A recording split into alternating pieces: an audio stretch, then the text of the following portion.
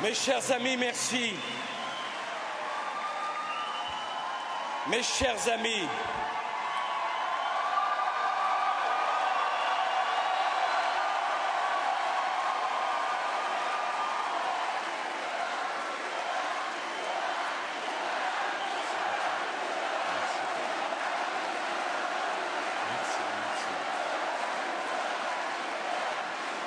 mes chers amis, nous avons rendez-vous avec l'histoire.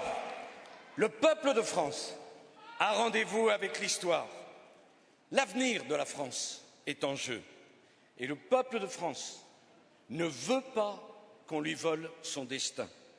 Il ne veut pas, le peuple de France, qu'on décide à sa place, qu'on parle à sa place, qu'on choisisse à sa place, qu'on vote à sa place. Personne n'imposera sa volonté au peuple de France.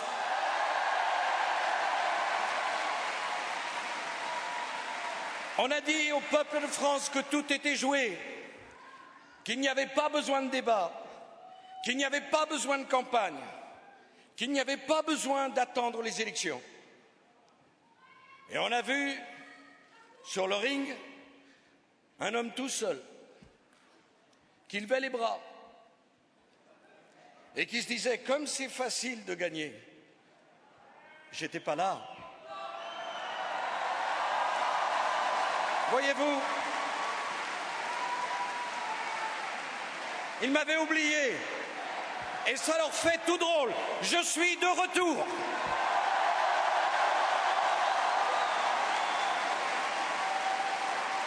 Ils pensaient qu'avec leur primaire, il suffisait de débattre entre eux, de se regarder entre eux, de se convaincre entre eux. Et ils trouvaient que la campagne se passait bien.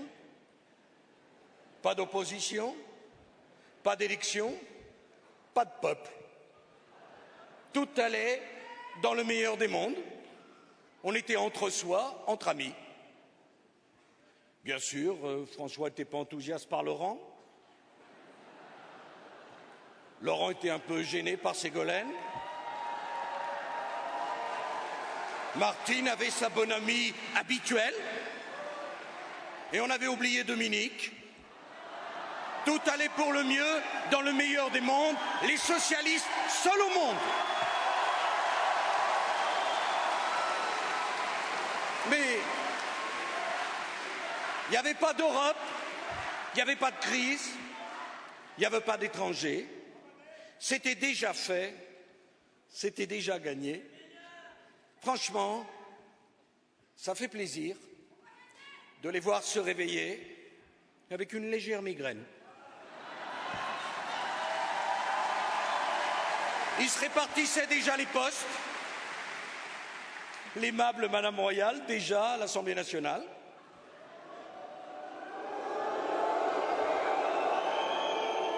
Monsieur Fabius, avec sa modestie habituelle, déjà au Quai d'Orsay.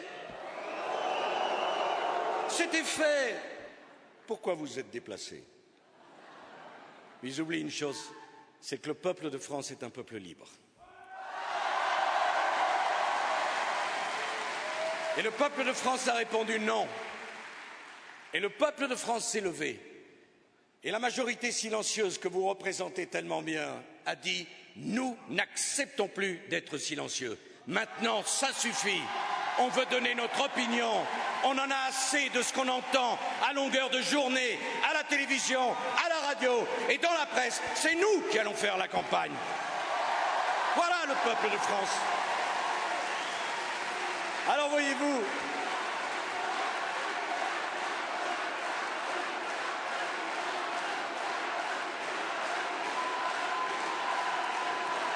vous êtes le peuple de France. Et le peuple de France a toujours été au rendez-vous de l'histoire. Voilà, nous avons 16 jours pour convaincre. 16 jours pour faire triompher la vérité. 16 jours pour imposer le débat à un monsieur qui n'en veut pas. 16 jours pour rassembler le plus largement possible. Je ne suis pas venu ici à Caen pour parler à la droite, pour parler à la gauche, pour parler au centre. Je suis venu parler au peuple de France dans sa diversité, de son pays, la France. Mes chers amis, une campagne présidentielle, c'est une épreuve de vérité. Cette épreuve, je l'affronte sans crainte, parce que je suis heureux, profondément heureux, d'aller à la rencontre des Français, sans protocole, sans intermédiaire, avec la volonté de dire ma vérité, sans prudence, simplement parce que la France mérite la vérité.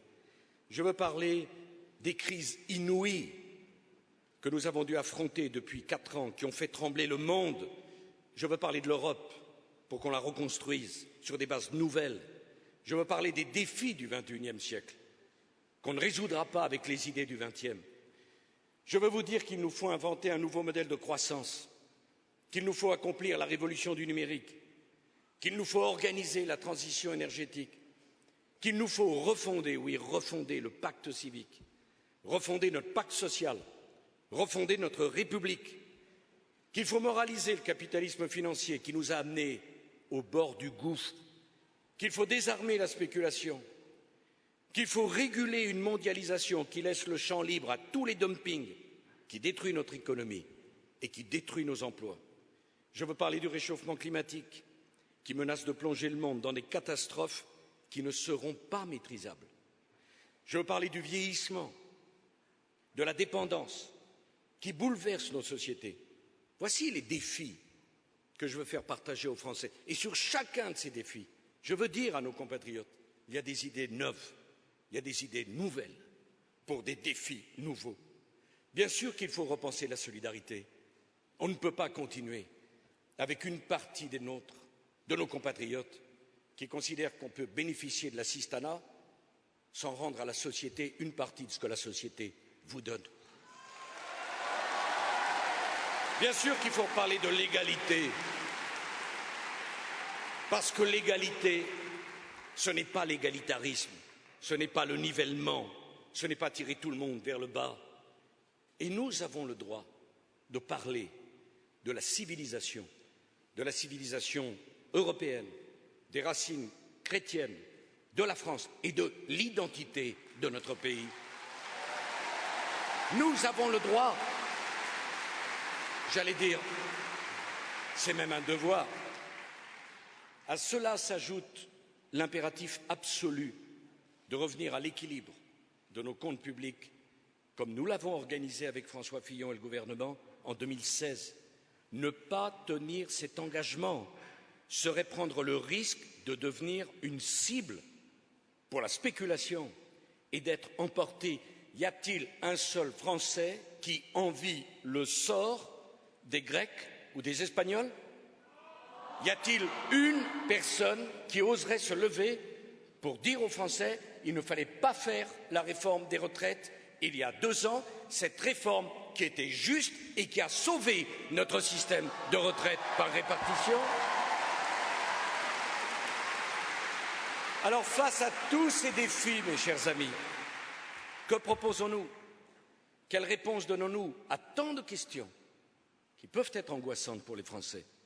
Chacun d'entre vous, vous devez vous interroger avant de choisir. Moi, je ne mentirai pas aux Français.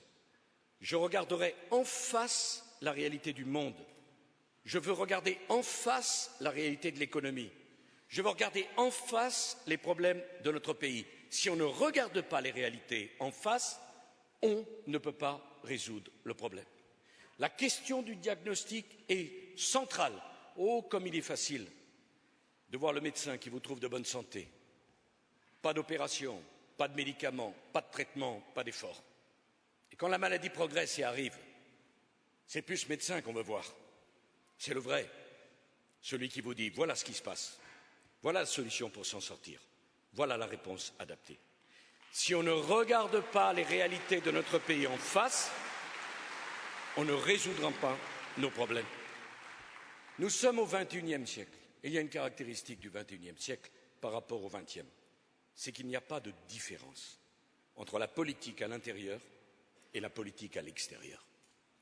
C'est un changement absolument central. Au XXIe siècle, ce qui se passe à l'intérieur est le prolongement de ce qui se passe à l'extérieur. C'est la même crise financière, c'est la même crise économique, c'est le même épuisement de la nature, c'est le même réchauffement climatique, c'est la même crise de civilisation au-dedans et au-dehors. La France, notre pays, est aux prises avec les mouvements planétaires, des mouvements planétaires que nous n'arrêterons pas, des mouvements planétaires des capitaux, des marchandises, des hommes, des idées. À la marchandisation du monde, je veux que nous opposions l'exception culturelle, celle aussi de l'éducation, de la santé, de l'agriculture, cher Bruno Le Maire, qui ne peuvent pas relever uniquement de la logique marchande. Mais c'est parce que nous comprendrons le monde d'aujourd'hui, parce que nous nous inscrirons dans le monde d'aujourd'hui, que nous pourrons avoir une influence sur ce monde.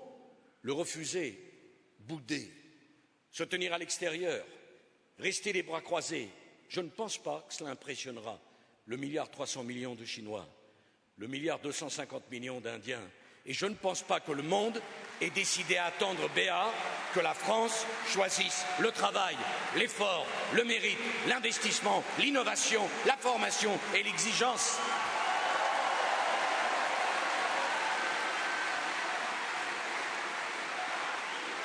Mais ici,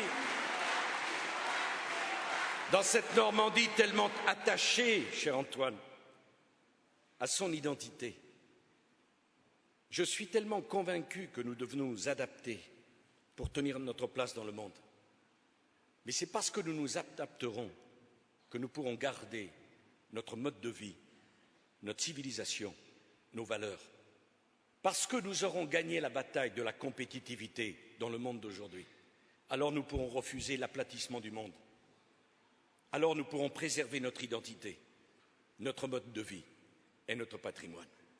Un pays fort peut conserver ce qui lui est cher. Un pays faible laissera tout partir, y compris ce à quoi il tient le plus. Aux délocalisations, je veux opposer la compétitivité. Compétitivité, un mot apparemment intraduisible en socialisme. Un mot qui n'existe nulle part dans le bréviaire socialiste. Le financement de la protection sociale par la consommation et par les importations plutôt que par le travail, c'est un choix central, un choix incontournable. Le travail se délocalise. Si vous taxez toujours le travail, alors vous délocaliserez le travail. C'est une erreur que de construire une Europe ou une France où on ne prononce que le mot consommateur. Car le jour où les consommateurs ont perdu leur emploi, qu'est-ce qu'ils pourront bien consommer? Avant le consommateur, il y a le producteur et il y a le travailleur. C'est cela le modèle de civilisation humaniste qu'ont voulu porter ceux qui ont imaginé l'idéal européen. Au dumping, aux concurrences déloyales, je veux opposer la réciprocité. Oui à la liberté du commerce, mais à égalité de la santé préservée, de l'environnement respecté, de l'équité entre les monnaies et non au dumping systématique sur le travail. Nous voulons la concurrence, nous n'avons pas peur de la concurrence, mais nous n'acceptons pas qu'on impose à nos producteurs des règles en Europe et que dans le même temps on fasse entrer en Europe des produits venant de pays qui ne respectent aucune des règles que l'on impose à nos producteurs. Et je veux prononcer ici un gros mot, un mot qu'on n'avait plus l'habitude de prononcer, un mot tabou. Je veux parler des frontières. La frontière, pour faire comprendre qu'à l'effacement des frontières, je veux opposer la volonté de changer l'Europe, parce que si nous avons fait l'Europe, qui que nous soyons ici, c'est pour qu'elle nous protège, pas pour qu'elle nous fragilise. C'est pour qu'elle nous rende plus forte, l'Europe, pas qu'elle nous rende plus faibles. Et si nous avons accepté de gérer et d'abaisser nos frontières entre nous en Europe, c'est que pour l'Europe gère ses frontières elle-même. Nous ne pouvons pas accepter cela si l'Europe renonce à défendre ses frontières.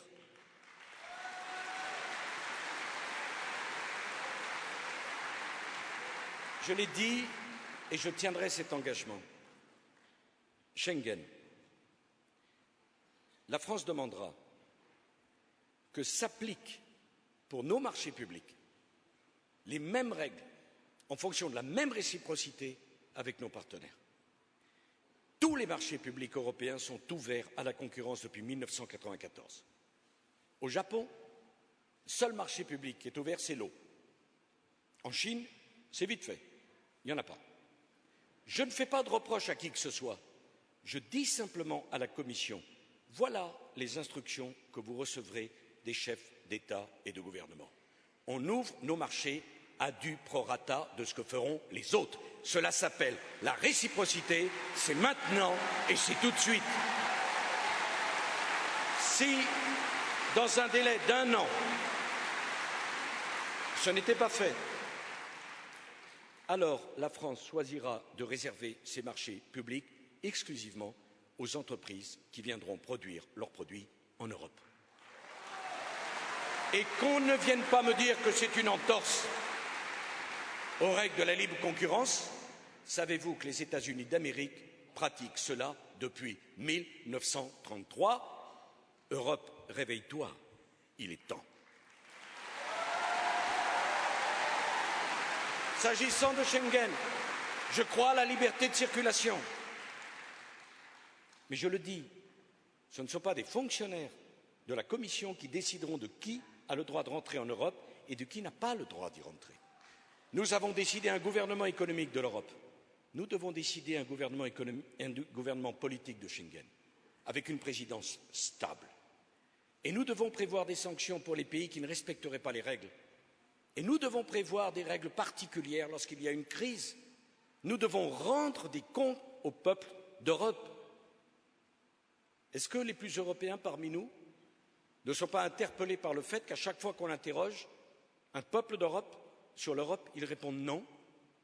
Combien y en a-t-il ici qui peuvent me dire que l'idéal européen supportera en tort une crise grecque, une crise irlandaise, une crise espagnole ou une crise italienne? Nul ne doit avoir le moindre doute sur ma détermination. Mon engagement européen est total. Mais quand le général de Gaulle a fait la politique de la chaise vide en 1965, il n'a pas fait reculer l'Europe, il l'a fait avancer. Voilà la réalité. Il y a un problème de volonté et un problème de leadership.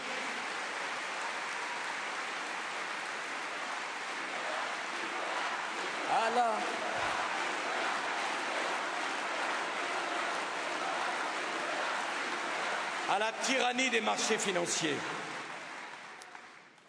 à la tyrannie de l'argent qui rend fou, je veux opposer la moralisation du capitalisme financier, je veux opposer l'obligation, je dis bien l'obligation pour les banques de faire leur métier de banquier en prêtant aux entreprises et aux ménages pour financer leurs projets, au lieu de n'avoir l'œil rivé que sur les salles de marché où on spécule sur les marchés.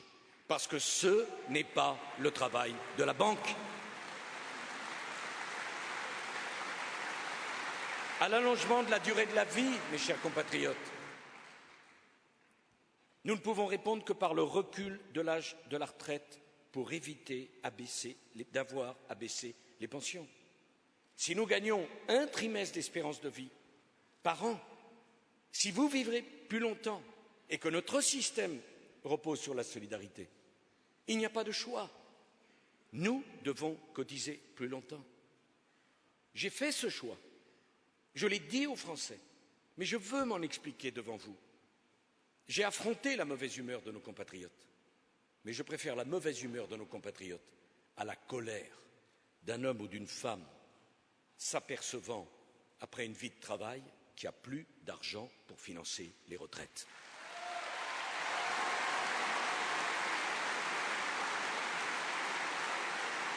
Je n'ai pas voulu que l'on baisse les pensions de retraite. Nous avons réussi, parce que nous avons eu le courage avec vos parlementaires de voter une réforme. Personne n'a voulu nous aider. Oh, on m'a reproché le manque de dialogue. D'abord, il faut bien reprocher quelque chose. Et une journée sans reproche serait vraiment une journée perdue pour un certain nombre de gens. Mais permettez-moi de vous dire, je suis partisan du dialogue. Mais quand la totalité des organisations syndicales vous explique, pour les plus raisonnables, que ce n'est pas la bonne réforme, et pour les moins raisonnables, qu'il n'y a absolument pas à faire une réforme des retraites, alors que dans le monde entier, on l'avait faite plus fort que nous et avant nous, qu'est-ce que vous voulez discuter? Qu'est-ce que vous voulez négocier? Qu'est-ce que vous voulez échanger? Vous m'avez élu en 2007 président de la République pour que j'assume mes responsabilités, pas pour que je les refuse. Alors je devais faire quoi? Rester à la table de discussion et attendre.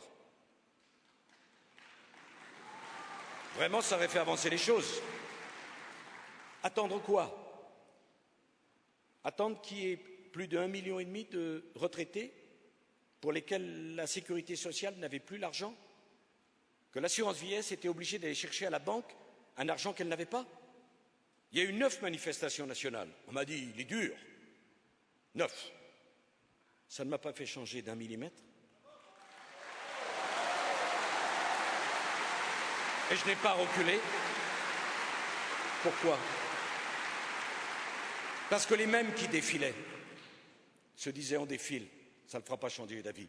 Si ça leur faisait du bien de défiler, je ne suis pas contre. Mais quelle était l'autre solution? Quelle était l'autre solution? Différer? Mettre la poussière sous le tapis? Attendre?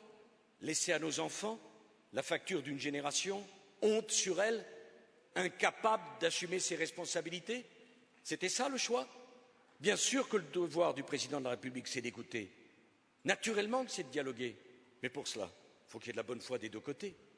Dans le monde entier, on a compris que c'était l'allongement de la durée de cotisation la réponse. Fallait-il que je cède? Pourquoi? Parce qu'il y avait une élection qui venait? Mais dans notre pays, on vote chaque année. Si on attend à chaque fois la prochaine élection pour faire quelque chose, on ne fait jamais rien. Et parce que nous avons sauvé le régime de retraite, nous allons pouvoir réparer une injustice qui est faite aux retraités depuis trop longtemps. Les retraites sont payées le 8 de chaque mois, alors que les échéances des retraités tombent le 1er de chaque mois. L'État, en faisant sa trésorerie sur le dos des retraités, et en leur escamotant une semaine de pension, commet une faute vis-à-vis de tous ceux qui ont travaillé dur toute leur vie pour avoir droit à une retraite. Eh bien, maintenant que les retraites sont sauvées, nous pouvons en finir avec cette injustice, malgré toutes les résistances qui se sont dressées contre ce projet. Si les Français me font à nouveau confiance, eh bien, les pensions de retraite seront versées le 1er de chaque mois à partir du 1er juillet de cette année. Mes chers compatriotes, c'est une mesure que des millions de retraités attendaient depuis un demi-siècle. Construire une société plus humaine, plus solidaire, c'est résoudre cette injustice. Il y a beaucoup de responsables politiques qui ont le mot justice à la bouche. En général, plus ils en parlent, moins ils sont décidés à les réparer. Justice, justice sociale. Ils s'enivrent dans leur discours. Mais moi, je veux qu'on aille plus loin ensemble.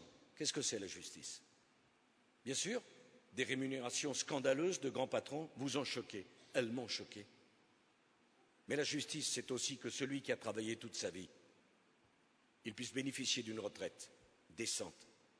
Et que celui qui n'a jamais travaillé ne puisse jamais gagner davantage que celui qui paye ses cotisations. C'est cela aussi la justice.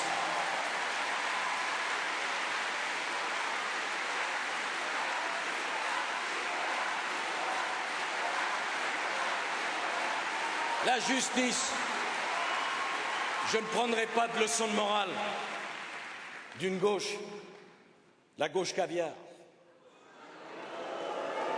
La gauche qui aime tellement donner des leçons de morale. Ah, il y a vraiment de quoi faire.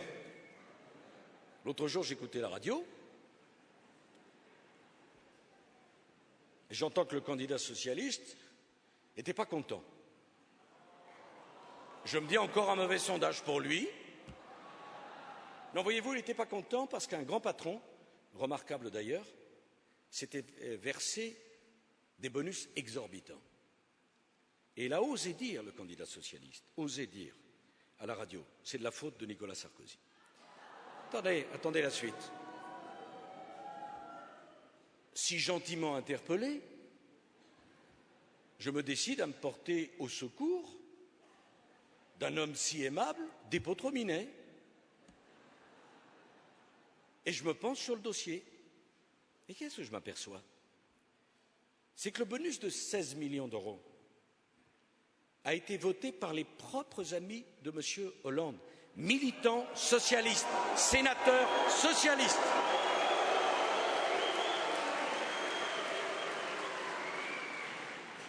La famille Badinter soutient le soir M. Hollande dans les meetings, mais ça ne la gêne pas le matin dans les conseils d'administration d'administrer et d'accorder des bonus gigantesques à un président d'une société qui leur appartient. Voilà la gauche qui donne des leçons de morale. Oh, moi, mes chers compatriotes, mes chers amis, je n'en aurais pas parlé, parce que c'est toujours gênant de citer des exemples. Mais quand le candidat socialiste me le sert sur un plateau, quelle drôle d'idée! On aurait pu attendre de sa part un peu de pudeur. Il aurait pu réfléchir avant de parler. Après tout, il ne nous en dit pas tellement depuis le début de la campagne. Il pouvait continuer. Un peu plus d'ambiguïté ou un peu moins, qu'est-ce que ça peut faire? Parti comme on est parti. Mais là, allez nous chercher sur cet exemple, en faire l'exemple des rapports entre l'argent et nous. Eh bien, cet exemple, à sa place, je l'aurais gardé pour moi. Alors, il y aura d'autres questions qu'il va falloir évoquer. Le défi du vieillissement, c'est la dépendance, chère Roselyne. Là aussi, je vous dois une explication. Je sais bien sûr que dans toutes les familles de France, vous êtes angoissés d'Alzheimer, du vieillissement d'un homme ou d'une femme qui devient étranger à lui-même. Et la question du reste à charge est une question centrale. Mais je dois vous dire les choses telles qu'elles sont. Les circonstances de la crise financière ne m'ont pas permis d'ouvrir ce chantier dans de bonnes conditions. Non pas que je nie les difficultés que ça fait poser sur vos familles, mais j'ai un devoir. C'est rembourser les dettes de la France, rétablir l'équilibre du budget de la France avant de créer quelques nouvelles allocations, que cela soit. Parce que quand on n'a pas les moyens de dépenser l'argent, on ne conduit pas son pays à la ruine et à la faillite. Voilà la leçon que doivent apprendre tous ceux qui aspirent à diriger la France.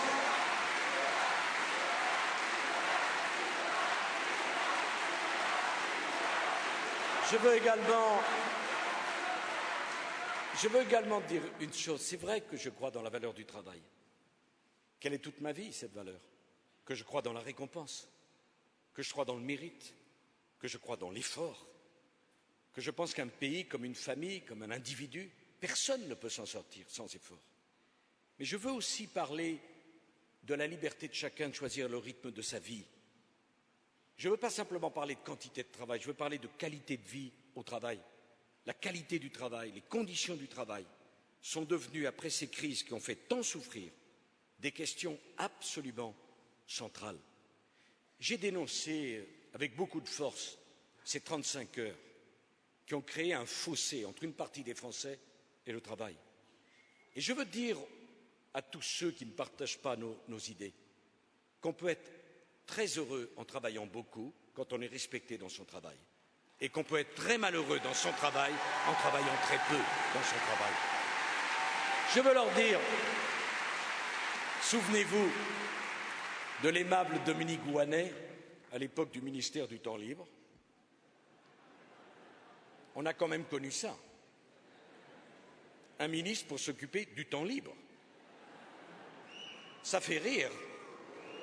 On a connu ça, qui promettait la semaine de 32 heures. Mais la question de la qualité de vie au travail, c'est une question qui se posera à nous.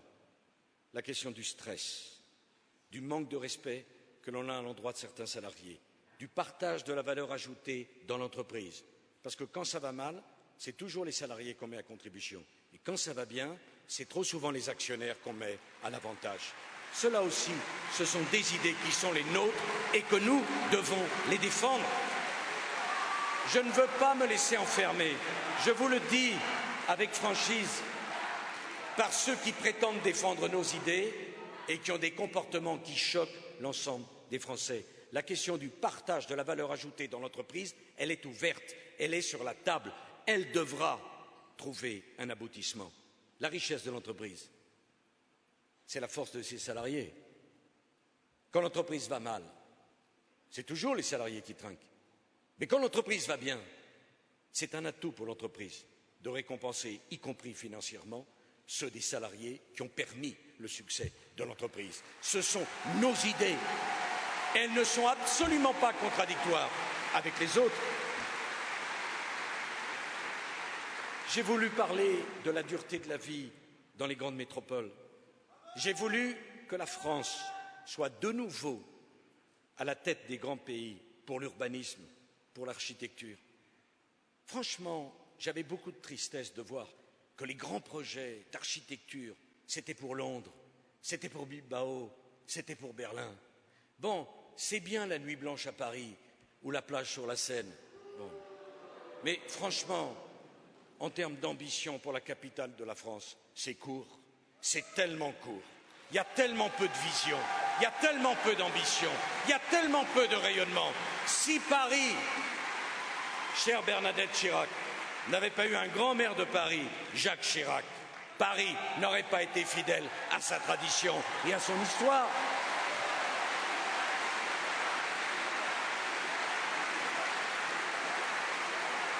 Je veux également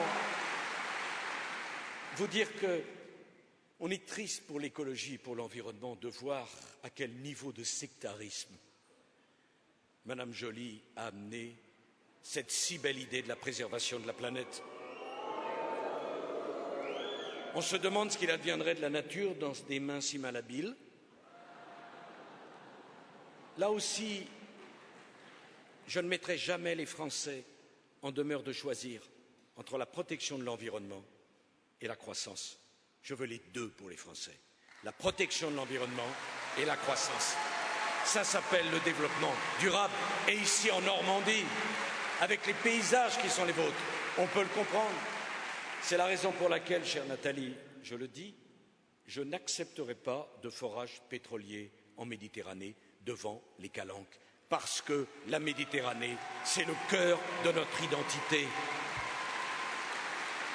Je l'ai dit, vous savez comme je tiens au Mont-Saint-Michel, mais je n'ai pas voulu d'éoliennes dans la baie du Mont-Saint-Michel, qui est l'une des plus belles baies au monde. Comme je n'ai pas voulu de gaz de schiste dans les Cévennes ou de mines d'or dans la montagne de Caux en Guyane. Parce que je veux protéger nos paysages qui font partie de notre identité. Mais jamais je ne vous demanderai de faire le choix entre le développement économique de votre région et le sacrifice de l'environnement auquel vous êtes attachés. Je refuse et refuserai toujours une écologie qui tournerait le dos au progrès. Je refuse et je refuserai toujours une écologie qui prônerait l'idéologie de la décroissance, parce que c'est l'idéologie de la pauvreté, de la misère, et que c'est toujours le même qui paieront pour les autres.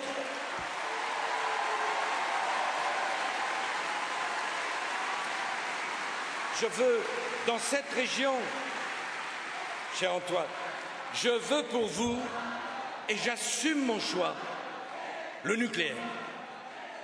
Nous avons cet atout extraordinaire d'avoir le général de Gaulle, qui au lendemain de la guerre a réuni quelques-uns de nos meilleurs ingénieurs.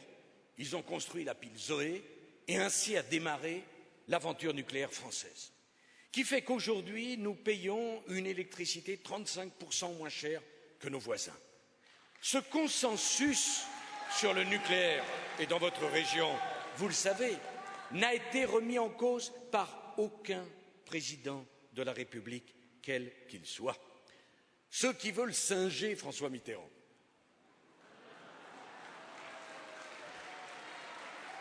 je l'ai combattu, mais n'est pas François Mitterrand qui veut. Ferait bien de s'inspirer de ce qu'il a fait.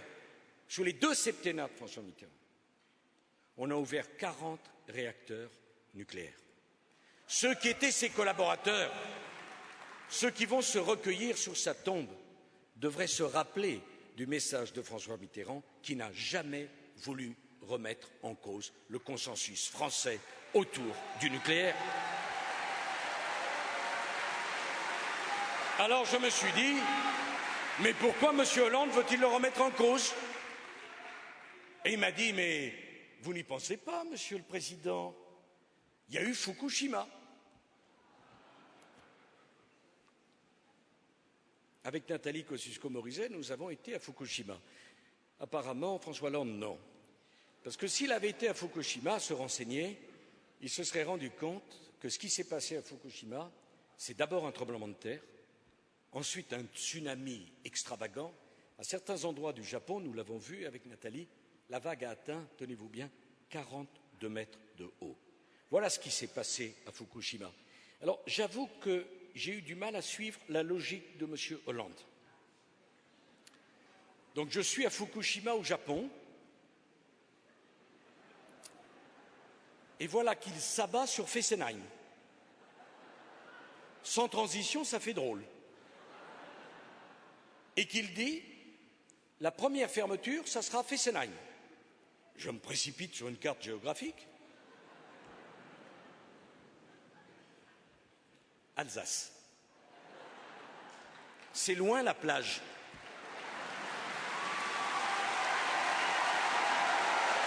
Franchement, je n'avais pas imaginé le risque immédiat de tsunami sur l'Alsace. Je continue mon tour de France des centrales nucléaires et j'arrive à Saint-Laurent-des-Eaux. Je lui dis là au moins on va trouver quelque chose. C'est pas possible que ce monsieur Hollande se trompe à ce point. Et là je m'aperçois que c'est la Loire. Bon, le risque immédiat de tsunami sur la Loire n'est pas absolument évident pour quelqu'un qui réfléchit un tout petit peu aux grandes questions de la France, et ça veut diriger la France.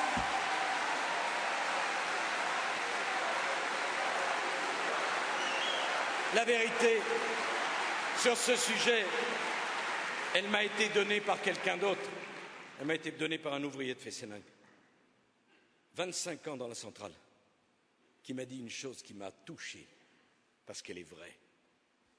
Il m'a dit, Monsieur le Président, ils nous ont vendus pour un accord électoral misérable. Voilà la vérité.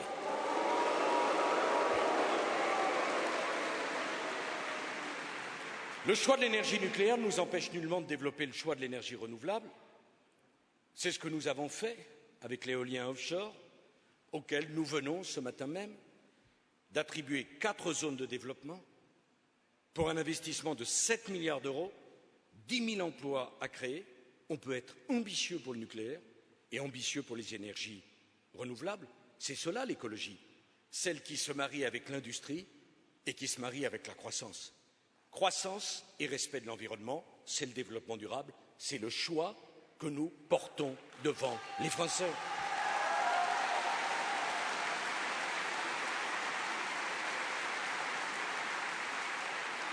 Je veux, durant cette campagne, vous parler aussi de l'école. 750 000 jeunes arrivent chaque année, c'est la génération. Sur les 750 000, il y a 100 000 de nos enfants, 100 000, qui ne sont pas à l'aise dans la classe, qui accumulent des problèmes, qui ont des difficultés, qui n'arrivent pas à s'en sortir et qui se sentent exclus. Plus on interviendra tôt, plus on a une chance de les sauver. Plus on refusera de voir la réalité et on fera la fiction de la classe qui va à tout le monde, de l'école qui fonctionne bien. Et dans ce cas-là, vous retrouverez ces jeunes en difficulté au CP, vous les retrouverez exclus au lycée et vous les retrouverez dans la rue, dans la jeunesse. Voilà la réalité vers laquelle nous devons nous tourner.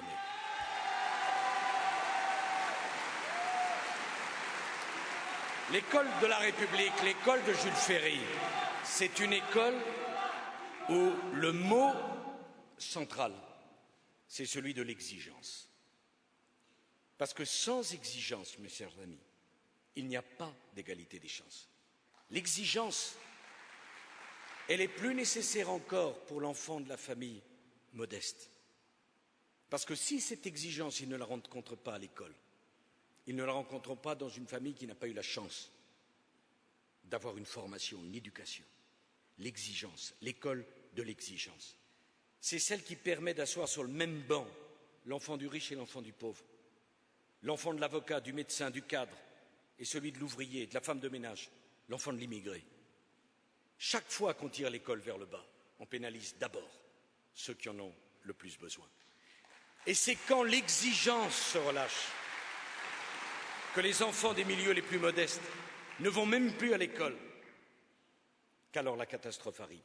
L'école de l'exigence, c'est la chance que la République donnait à ceux qui n'avaient rien sur la ligne de départ de la vie, ceux qui ont porté des coups à l'école du mérite, ceux qui ont voulu l'école du laxisme, n'ont pas rendu service aux enfants qui ne peuvent compter que sur l'école pour progresser dans la société. Voilà la vérité que je veux porter dans cette campagne.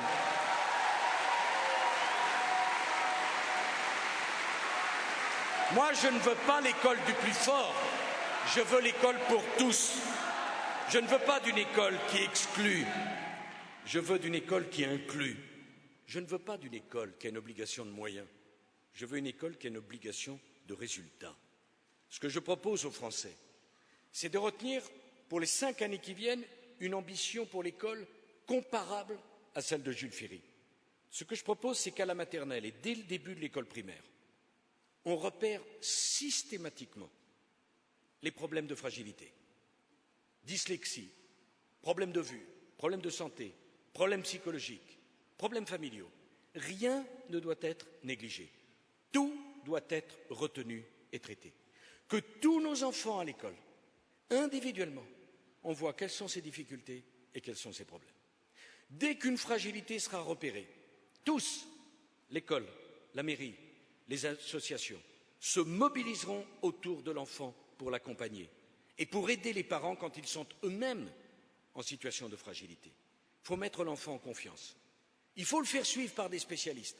On ne laissera sur le bord de la route aucun enfant de la République, parce que quand des familles sont défaillantes, parce qu'elles ne peuvent pas faire autrement, ces enfants sont ceux de la République. Ce sont les nôtres. Notre objectif, n'en laisser aucun sur le bord du chemin. Je propose que chaque école, que dans chaque école de la République, un comité coprésidé par le maire et le chef d'établissement se voit doté d'une enveloppe financière qui pourra aller jusqu'à 2 000 € par élève en difficulté. Identifie les fragilités de cet enfant. Et si la famille, dépassée par le problème, n'ayant pas de relation, ne sachant à qui s'adresser, en a besoin, alors ce comité prendra en charge le choix du spécialiste, le choix du médecin traitant, le choix de celui qui traitera la fragilité. Je vous le dis, c'est un investissement humain. Je voudrais rappeler que le coût du redoublement en primaire, c'est 5 000 € et le redoublement, c'est un aveu d'échec. N'hésitons pas. Il y a 100 000 enfants à prendre en charge au croisement de la maternelle et de la primaire. Ce sont 100 000 enfants que nous pouvons sauver de l'échec programmé, de l'exclusion. Nous n'avons pas le droit de les abandonner. C'est cela l'ambition que je fixe pour les 5 années qui viennent à la République française.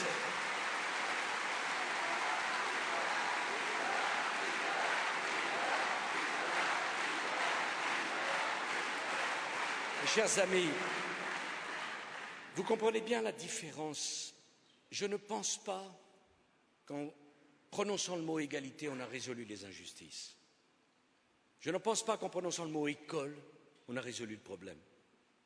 Je veux qu'on rentre dans les problèmes, en les identifiant, en y apportant des réponses. Il y a un scandale dans notre pays, c'est celui de la formation professionnelle. Il faut dire les choses comme elles sont. Plus vous êtes formé, plus vous appartenez à une société qui fait des bénéfices, plus vous appartenez à une société importante, plus vous avez de chances d'avoir une formation professionnelle. Plus vous êtes âgé, plus vous êtes en bas de l'échelle sociale, moins vous avez de formation et moins vous avez de chances d'être formé pour les métiers de demain. C'est un scandale. 35 milliards d'euros. Tout le monde s'en occupe, donc personne. 10% des chômeurs qui sont en formation. Pôle emploi, qui a contact avec tous les chômeurs, n'a dans sa main que 15% des formations. Je veux un droit à la formation professionnelle pour chacun d'entre vous. Un droit pour la mère de famille qui a élevé ses enfants et au bout de 15 ans souhaite reprendre une activité professionnelle. Quelle chance a-t-elle de trouver un emploi si on ne l'aide pas? Aucune. Elle a un droit à la formation professionnelle. Droit à la formation professionnelle pour cet homme ou cette femme de plus de 50 ans, licencié économique, qui n'y est pour rien au problème de son entreprise. Il a un droit à ce qu'on le forme pour le métier de demain. Droit à la formation professionnelle pour un de vos enfants, un jeune. Tout le monde n'est pas fait pour être bac plus 18, pour passer les grands concours de la République. Tout le monde n'est pas fait pour cela. Il y a d'autres chemins d'excellence, il y a d'autres façons de réussir dans la vie. On ne peut pas dire simplement à ceux qui ne sont pas capables de faire les grandes écoles, attendez, ça viendra. Droit à la formation professionnelle pour chacun d'entre vous, mais en même temps, un devoir. Je ne veux plus qu'une seule personne formée puisse refuser une offre d'emploi qui correspond à la formation qu'on lui a donnée.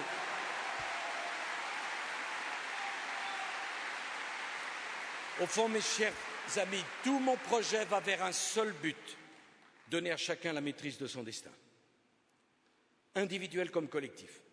Rendre à tous ceux qui ont le sentiment de l'avoir perdu le contrôle de votre vie, le contrôle de votre vie. De la question des frontières jusqu'au droit à la formation, du retour à l'équilibre des finances publiques, à la lutte contre l'insécurité, de la réforme de Schengen à la moralisation du capitalisme financier. C'est au fond une seule et même idée qui prévaut. Personne dans la République que je veux ne doit être obligé de subir. Chacun doit avoir les moyens d'agir sur sa propre vie. Voilà le projet politique qui est le mien. Pas subir, agir. Parce que nous faisons confiance à chacun d'entre vous. C'est en restant fidèle au travail, à l'autorité, à la responsabilité que je veux relever les défis de notre temps. Alors en face, on va voir un discours tout autre.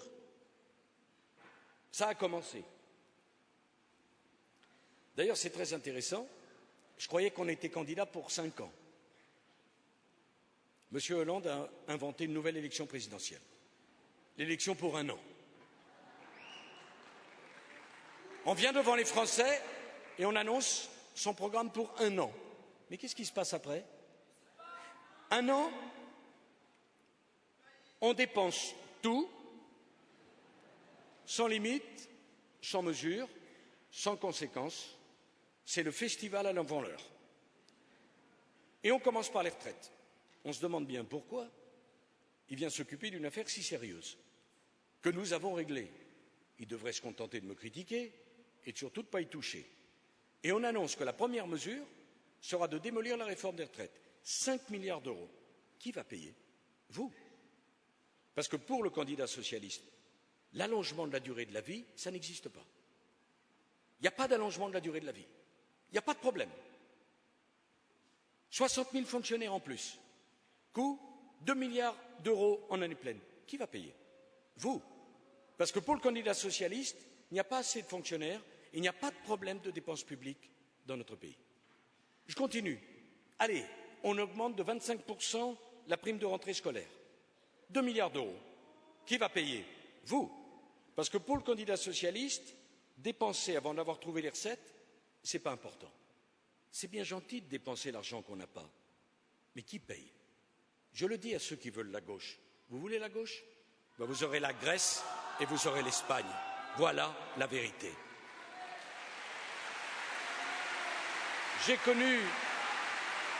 J'étais jeune homme politique à l'époque. J'ai connu 1981. J'ai connu cette période. Et je sais qu'il y a certains observateurs qui peuvent dire « Ben oui, vous exagérez, Ça ne se passe pas toujours comme ça. 1980, c'était très intéressant, le monde était très différent. La facture, il a fallu la régler. Mais on a mis 2 ans.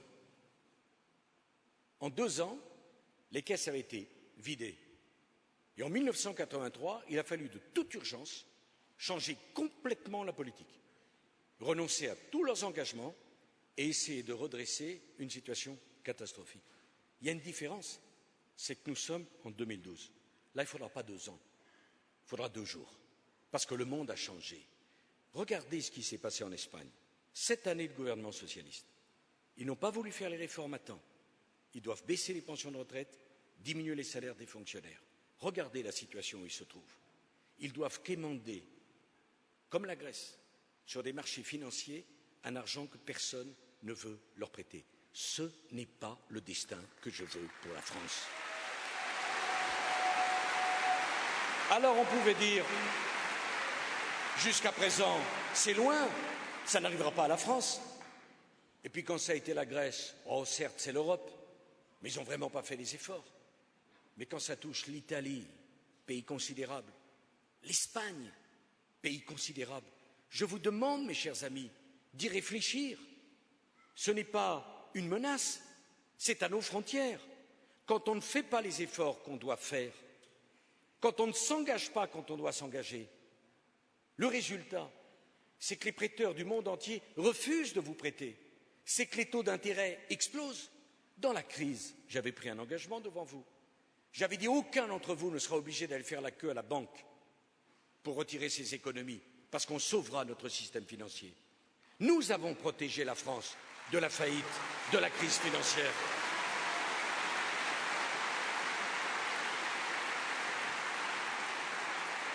Vouloir remettre en cause ce que nous avons fait, c'est irresponsable. Frénésie de dépenses, frénésie d'impôts, cela va ensemble. Mais est-ce que cette frénésie de dépenses et cette frénésie d'impôts vont créer des emplois? Est-ce que cette frénésie de dépenses, cette frénésie d'impôts, ça va réduire la pauvreté? Qui peut le croire? Alors je sais bien qu'il y a 15 jours, le candidat socialiste nous proposait de faire la guerre au dictionnaire.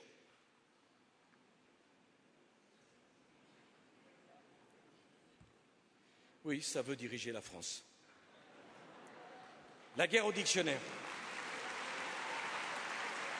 Il y avait des mots qui ne lui plaisaient pas. C'est son droit, mais franchement, qu'il nous laisse tranquille. Il est contre le racisme. Il a trouvé une solution contre le racisme. On va supprimer le mot race.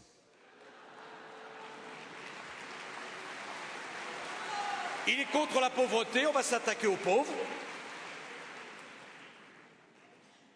Le problème, c'est que pour lui, il n'y a pas d'Europe, il n'y a pas de crise, il n'y a pas de monde extérieur. Mais c'est la France dont il s'agit. Il ne s'agit pas de faire peur, il s'agit d'avoir un débat devant les Français. Qu'est-ce que chacun propose à la France? Ce n'est pas un jeu, il s'agit de choisir celui qui va diriger le pays, qui va affronter des crises. Je peux vous en parler. Être président de la République, c'est porter un lourd poids sur ses épaules. C'est accepter la charge de dire non. Car avant vous, quand il fallait dire oui, il y a tout un tas de gens qui ont pu le faire. Le président, c'est celui qui, en ultime recours, dit non. Il y a des otages, il y a des crises, il y a la sécurité, il y a le terrorisme. Et pendant 5 ans, toute l'énergie négative, toutes les critiques se portent sur un homme, un responsable. C'est normal, c'est la démocratie. C'est cela, être président de la République. Quand on nie l'existence du monde extérieur, croyez-vous que le monde extérieur va attendre? Pensez-vous qu'ils vont être impressionnés? Par exemple, le candidat socialiste propose de bloquer les prix du pétrole. On imagine déjà l'Arabie saoudite trembler sur ses basses. François Hollande s'est concerté avec Martine Aubry et ils ont décidé de bloquer les prix du pétrole. Parfait. Ça veut dire que ce que ne payera pas l'usager, c'est le contribuable qui le payera. Parce que ce n'est pas parce qu'on bloque le prix du pétrole ici que les pays producteurs vont le vendre moins cher. Donc ce que vous ne payerez pas comme usager, on vous retrouvera exactement comme contribuable. Quand les socialistes n'est pas content sur l'augmentation des loyers, ah ben on va bloquer les loyers. Comme disaient les autres qui ont construit la ligne Maginot, on est tranquille, Sauf que quand les autres ont décidé de passer à côté de la ligne Maginot, on n'était pas si tranquille que ça. Bloquer les loyers, on l'a connu en France. 1948. Ça a conduit à la plus gigantesque crise de pénurie immobilière que notre pays n'ait jamais connue, puisque ça s'est traduit par l'appel de l'abbé Pierre en 1954, qui a dit à la France « Au secours, il n'y a plus de logement, les gens dorment dehors ». Ce fut le blocage des loyers, la généralisation des bidonvilles et la rareté de l'immobilier. Voilà ce que veut le candidat socialiste avec le blocage.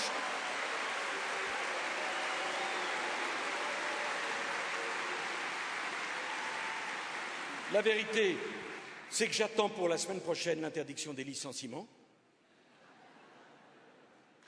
Il y a encore 2 semaines, il faut donc 2 idées.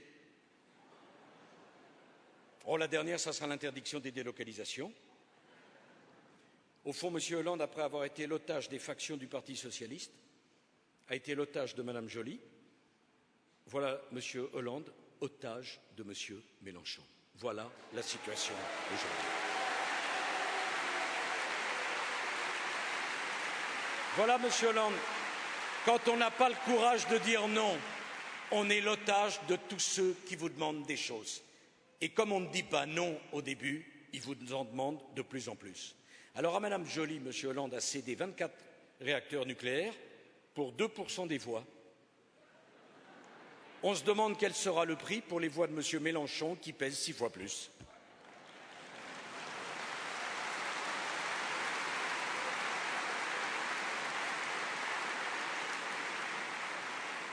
Mes chers amis, on ne peut pas relâcher l'effort. On ne peut pas refuser l'équilibre des comptes. On ne peut pas ouvrir une crise de confiance. Et ce n'est pas parce que je suis à 15 jours du premier tour et à 1 mois du deuxième tour que je mentirai aux Français. C'est une question d'éthique personnelle, c'est une question d'honneur et c'est une question d'honnêteté. Si on aime son pays comme je l'aime, si on prétend conduire ce pays, la France, un des pays les plus prestigieux au monde, on a un devoir de sincérité, de vérité et d'engagement. Voilà ce que je suis venu dire à Caen.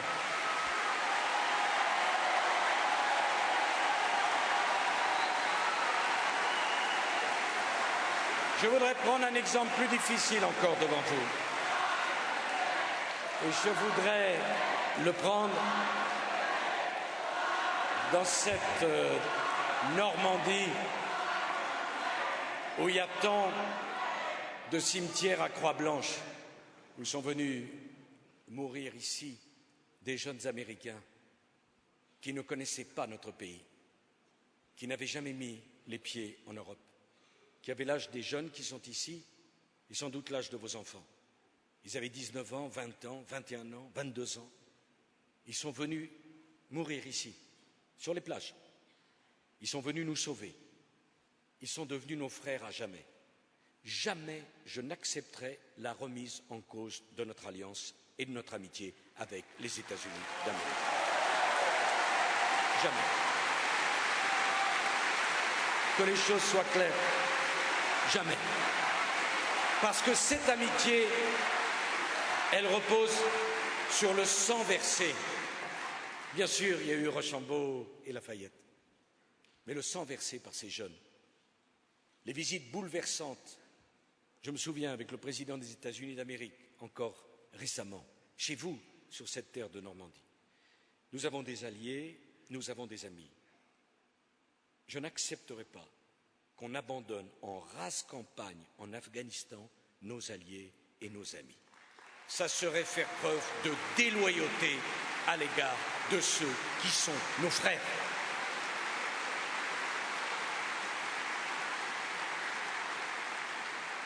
Je vais prendre un mot important pour moi. C'est une question d'honneur, l'honneur de la France.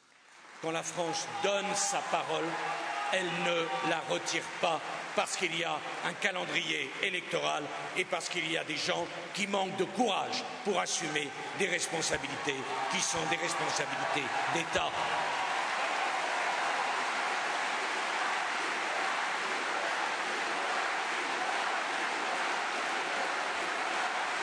Et peu m'importe les sondages, les commentaires, les facilités. Moi, je crois à la lucidité du peuple français et je crois à sa disponibilité pour entendre des convictions et des idées nobles, des idées justes, des idées fortes, pas des complaisances, pas des compromis, pas des mensonges, pas la facilité, pas l'abandon, pas la compromission. Voilà le choix que vous aurez à faire d'ici un mois. Et je veux terminer en vous parlant des événements tragiques que nous avons connus à Montauban et à Toulouse. C'était une tragédie. J'ai parlé des Américains. Je pense que le traumatisme de la société française à la suite de ces événements est comparable sans doute à ce qu'ont connu les Américains en septembre 2001. Je ne compare pas les tragédies, le nombre de morts, naturellement. Je dis le choc. Et voilà que si j'écoute certains commentaires, on me dit « mais pourquoi parler de ça ?» Vous instrumentalisez, mon Dieu, que ceux qui disent ça connaissent si peu la France. La France a été bouleversée parce qu'on a tué des enfants juifs dans une école juive. C'est un événement considérable que nous ne pouvons pas passer par profits et pertes. Ce n'est pas le problème de la communauté juive, c'est le problème de la communauté nationale dans son ensemble. Parce qu'on a tué des jeunes soldats, dont certains étaient musulmans, parce qu'ils portaient l'uniforme de l'armée française, dont chacun d'entre nous doit être fier, parce que quand ils vont mourir à des milliers de kilomètres de chez nous, c'est pour défendre notre idéal, nos valeurs et les intérêts de notre pays. Le tueur, ce monstre, a été mis hors d'état de nuire le 22 mars. Nous sommes le 6 avril. Il s'est passé 15 jours et l'actualité est si prenante qu'on devrait avoir oublié.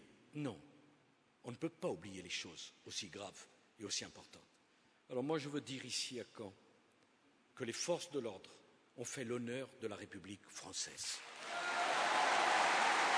Et que j'ai honte pour ceux qui les ont critiqués.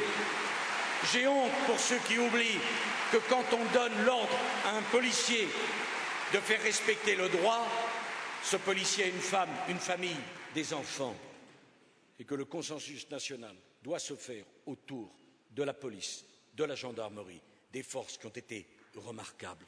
Je n'accepterai aucune leçon de la part de ceux qui ont mis des années à ne pas trouver l'assassin du préfet de la République, tué lui aussi à bout portant. Antoine, ton ami, Claude Érignac. Je veux dire aussi une chose, tout amalgame serait odieux. J'ai demandé aux Français de ne procéder à aucun amalgame. Les musulmans de France ne sont pour rien dans ce qui s'est passé. Ils sont même les victimes de ce qui s'est passé. Et on ne combat pas les terroristes avec les idées des terroristes.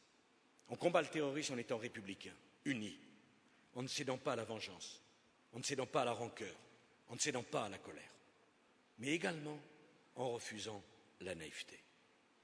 Désormais, toute personne qui consultera Internet et qui se rendra sur des sites faisant la propagation d'idées terroristes sera considérée comme un complice des terroristes et aura affaire à la justice. J'ai vu que M. Hollande me reprochait ses propositions, affirmant que les lois actuelles étaient remarquables et bien suffisantes. Le problème, c'est qu'il n'a voté aucune des lois actuelles que j'ai proposées en son temps. Voilà les choses. Ça hurle quand ça fait voter, quand on fait voter une loi, ça proteste, ça tempête, et après ça se l'approprie sans vergogne. On a fait voter les centres éducatifs fermés, cher Jean-François. Aucune voix socialiste ne s'est portée sur cette création.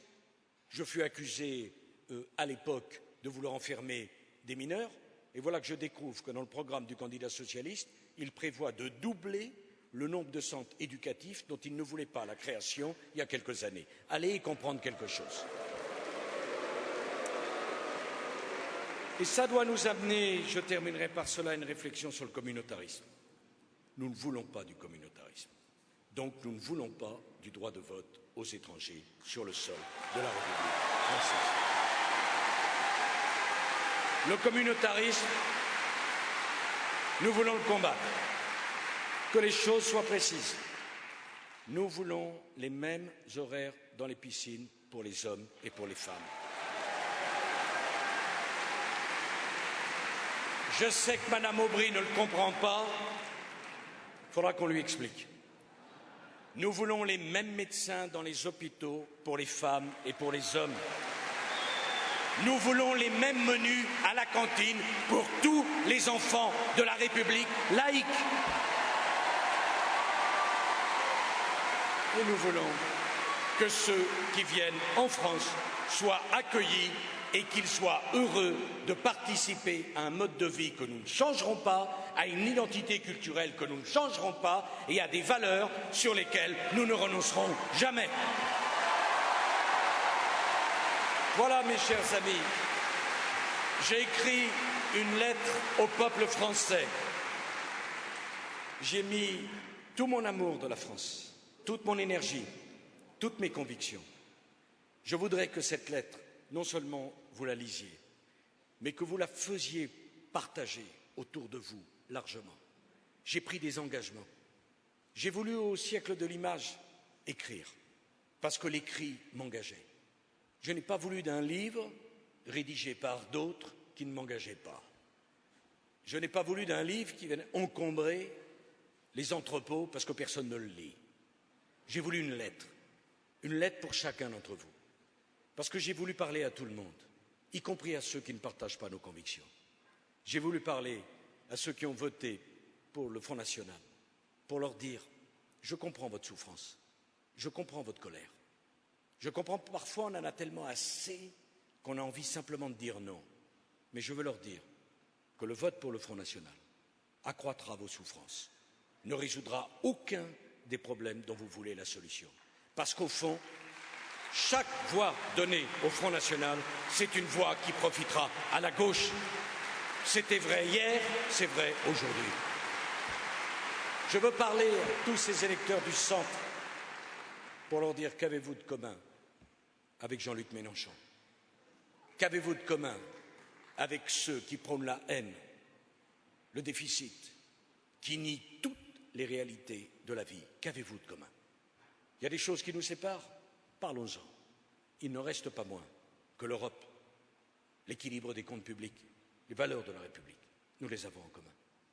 J'ai voulu parler à tous ceux qui se disent au fond, et je vous demande de voter en faisant abstraction de ce que furent vos votes dans les années passées. Ce n'est pas un vote d'habitude que je vous demande, c'est un vote de conviction.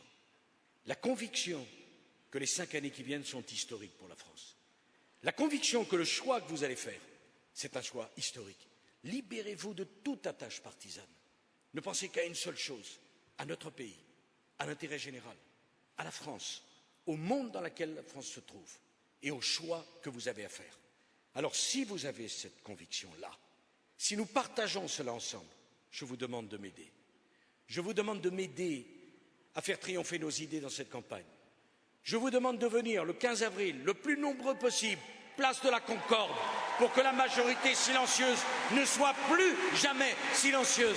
Je vous demande de vous dresser, peuple de France, pour dire voilà notre choix, voilà la direction pour notre pays, voilà les idées qui sont les nôtres, voilà les valeurs dans lesquelles nous croyons. Je vous demande de vous dresser pour dire ça suffit, c'est nous qui ferons le choix le 22 avril et le 6 mai. Vive la République et vive la France!